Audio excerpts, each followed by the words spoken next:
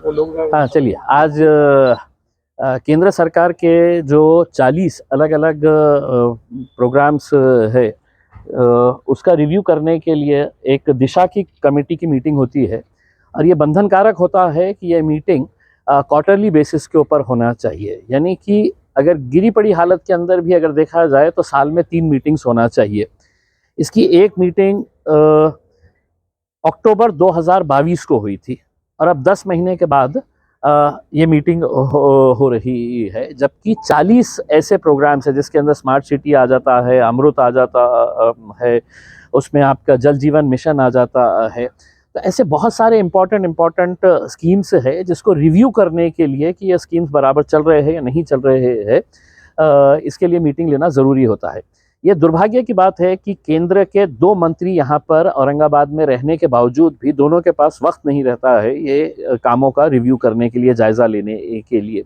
आखिरकार ये मीटिंग यहाँ पर हुई और उसमें बहुत सारे ऐसे चौंकाने वाले बात सामने आई है कि केंद्र सरकार अपने तौर के ऊपर तो बड़ी बड़ी घोषणा कर देती है कि 2022 मार्च तक हर बेघर को घर मिलने वाला है। ये प्रधानमंत्री अपने भाषणों के अंदर कई मर्तबा बोल चुके हैं, होर्डिंग्स लग चुके हैं, न्यूज़पेपर में है तो ये देते हैं, लेकिन आज भी औरंगाबाद शहर के अंदर एक भी घर प्रधानमंत्री आवास योजना के तहत मिला नहीं है। अब पिछली मीटिंग के अंदर जब ये मुद्दा आया था तो उसके ऊपर बड़ी गंभीर चर्चा हुई थी और ये तय किया गया था कि जल्द से जल्द है तो इसकी ज़मीन फाइनल की जाएगी और इसके ऊपर है तो काम शुरू कर दिया जाएगा। आज इन्होंने जो अपनी रिपोर्ट दिए है, उस रिपोर्ट के अंदर महानगर पालिका ने ये एडमिट किया है कि 126 हेक्टेयर ज़मीन टोटली प्रधानमंत्री आवास योजना के लिए दी गई थी और उसमें उन्होंने लिखा है कि 126 में से 90 हेक्टेयर जमीन ऐसी है कि जो किसी काम की नहीं है, उसके ऊपर कोई घर नहीं बनाया जा सकता है। यानी कि बची कितनी, जो 36 हेक्टेयर जमीन बची, उस 36 हेक्टेयर जमीन के अंदर भी ये बताया गया है कि इसमें अतिक्रमण है, इसमें दूसरी जमीन के ऊपर रिजर्वेशन है, वो रिजर्वेशन हटाना पड़ेगा। यानी कि साफ तौर के ऊपर देखा जाए तो नरेंद्र मोदी साहब ने गरीबों को सपना दिखाए हैं। 50,000 गरीब औरंगाबाद ज़िले के, हमारी कॉन्स्टिट्यूएंसी के गरीब इस इंतज़ार में है कि मुझे एक घर मिलने वाला है, मुझे एक छत मिलने वाली है। नरेंद्र मोदी साहब और उनके मंत्रियों ने साफ तौर के ऊपर झूठ बोला है, लोगों को बेवकूफ़ बनाए हैं, उनको सिर्फ एक सपना दिखाए है। अब कमिश्नर साहब ने कहा है कि हम 8-10 दिन के अंदर है तो कुछ ना कुछ जगह फाइनल हम करके, टेंडर आ चुके हैं, उसको खोलेंगे। लेकिन मेरे हिसाब से वो 40-50 हज़ार लोग जिनको सपना दिखाया गया था, अगर हम बहुत मेहनत भी कर लें तो मुश्किल से 8 से 10 हज़ार घर बना पाएंगे हम। बाकी के लोगों ने जाके है तो नरेंद्र मोदी साहब, कराड़ साहब और दानवे साहब और अतुल सावे साहब, उनके भारतीय जनता पार्टी के जितने भी नेता हैं, उनके घरों पे जाके पूछना चाहिए कि मेरा घर के लिए तुमने 5 साल पहले मेरे से दस्तावेज लिए थे, वो कहाँ पे है करके। दूसरा ये है कि जल जीवन मिशन के नाम के ऊपर आपने प्रधानमंत्री के भाषण सुने होंगे कि 2024 तक हर घर नल, और सिर्फ नल नहीं, हर घर नल जल, यानी कि नल भी रहेगा जल भी रहेगा करके। अब आप अगर देखेंगे कि आज के दिन इस रिव्यू कार्यक्रम के अंदर कई ऐसे गांव हैं ग्रामीण इलाके के कि जहां पर एक साल पहले वर्क ऑर्डर दिया गया है और काम कितना हुआ, तो 3% हुआ, 4% काम हुआ है। अगर इसी गति से काम चलता रहा तो अगले 20 साल तक ये गांव कवर कर पाएंगे हम उसके अंदर। जबकि स्कीम कब तक है, 2024 तक ये पूरी कंप्लीट करने का है। प्रधानमंत्री आवास योजना कब तक है, तो 2024 तक ही रहने वाली है।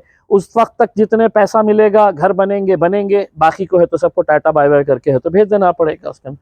तो ये बड़ी दुर्भाग्य की बात है कि केंद्र सरकार की स्कीम के लिए केंद्र के ही मंत्रियों के पास वक्त नहीं है। अगर हर 3 महीने ये मीटिंग अगर ली जाती तो शायद हम इसके अंदर कुछ ना कुछ आगे बढ़ पाते, कुछ ना कुछ प्रोग्रेस कर पाते और गरीबों को इंसाफ दिला पाते। महावितरण का जो 280 का घोटाला, देखिए, महावितरण के लिए हमने केंद्र सरकार से 1400 करोड़ रुपया लेकर आए। काय के लिए लेके आए हैं कि साहब, हमारे ज़िले के अंदर लाइट की जो समस्या है, ग्रामीण इलाकों के अंदर आज भी लोड शेडिंग होती है, शहरों के अंदर है तो लाइट की बड़ी समस्या है, तो इसके लिए 1400 करोड़ रुपये लेकर आए। अब ये 1400 करोड़ रुपये कहाँ खर्च होना, इसके लिए एक कमिटी गठित की गई थी। वो कमेटी के अंदर जो है तीनों खासदार है, मैं हूँ, दानवे साहब है, कराड़ साहब है, पूरे आमदार है, जिलाधिकारी ए है।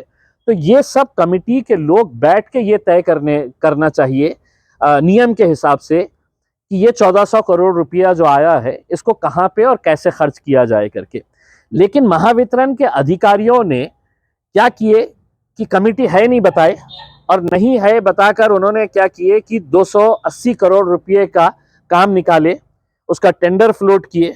हैदराबाद की एक कंपनी है नागार्जुना, उसको ये टेंडर दे डाले, काम दे डाले, और यहाँ पर जब आए तो उनकी हिम्मत देखिएगा कि वो वहां पर बैठ के बोल रहे हैं कि हमको अभी कमेटी गठित करना है करके, जबकि मैंने उनके सामने ये बताया कि ये कमेटी ऑलरेडी नवंबर 2022 को गठित हो चुकी है और जिला अधिकारी के ऑर्डर से उसका नोटिफिकेशन भी निकल चुका है। यानी कि आप जब 280 करोड़ रुपए के कामों का फैसला लिए तो 4 अधिकारी बंद कमरे में बैठे होंगे और उन्होंने तय कर लिया है कि ये ठेका इसको देने का है। जब लोगों को परेशानी होती है तो किसके पास जाते हैं? आमदार के पास जाते हैं, खासदार के पास जाते हैं, मंत्री के पास जाते हैं। कमेटी गठित होने के बावजूद भी ये निर्णय लेने से पहले कमेटी के साथ चर्चा क्यों नहीं की गई, कमेटी की मीटिंग क्यों नहीं बुलाई गई? तो ये ऐसे बहुत सारे मुद्दे है देखा जाए तो। और इसमें भी अब आगे जो भी काम होने का है, अब औरंगाबाद शहर के लिए हमने 19 सब स्टेशंस प्रस्तावित है। 19 कई महीनों से उन्होंने सिर्फ इतना लिखे है कि हमने पत्र भेज दिए है महानगर पालिका को जमीन दो करके, हमने पत्र लिख दिए है MIDC को, जिला परिषद को, ये दो करके। तो हमने उनसे ये कहा है कि इस कमेटी के